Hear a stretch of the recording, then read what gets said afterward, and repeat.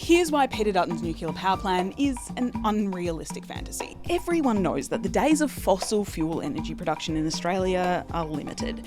So now the coalition's trying to win the upcoming election by arguing that rather than investing in readily available renewable energy sources, we should start constructing a nuclear power system from scratch. Dutton's promising that if they get cracking right away, they'll be able to create a national network of nuclear generators that could provide 38% of Australia's electricity in just 25 years. And it will be way cheaper than Labor's wind and solar plan. And here's why every word in that sentence is wild. So according to the coalition's plan, Australia will need to complete its first large-scale nuclear power plant by 2036, so 11 years away. Now let's look at some comparable countries in Western Europe and North America.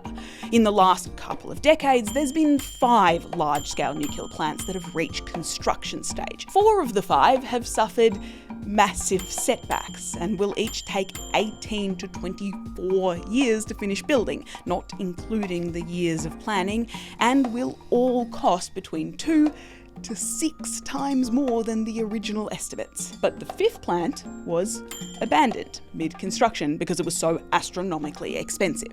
And those are all in countries that already have a nuclear energy industry with existing infrastructure and expertise and an existing experienced workforce. Here, Dutton's government would still need to clear hurdles like overturning a federal ban on nuclear power and getting very anti-nuclear states to agree to host reactors. It's like your Maps app giving you an ETA for your trip that assumes you'll only hit green lights, there'll be no traffic, and also speed limits have been abolished.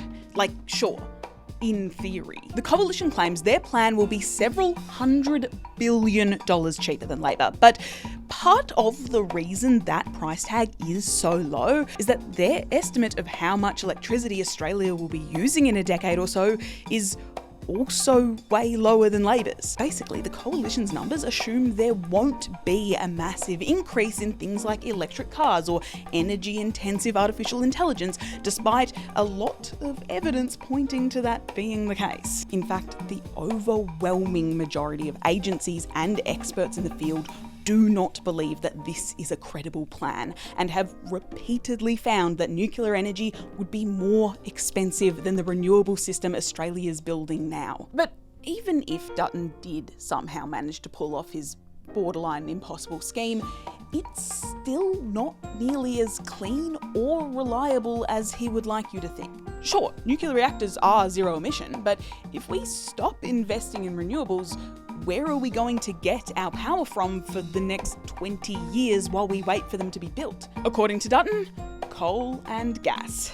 In fact, the coalition's clean energy plan will pump an extra 1.7 billion tonnes of carbon dioxide into the atmosphere by 2050. And despite constantly fear-mongering about how unreliable renewables would be, the coalition's plan involves pushing old coal power plants well past their expected lifespan, meaning our energy grid could become increasingly unreliable and at risk of blackouts, which probably means we'd rely even more heavily on gas, which is, let me check, the most expensive form of power currently available. And that brings us to our last point, which is that the coalition's plan makes absolutely no promises to actually reduce the cost of household power in the short term. The rollout of renewables isn't going to be without challenges, and let me be clear, Labor's plan is by no means perfect either. But it seems the coalition's hoping that if they shout the word cheaper loud enough,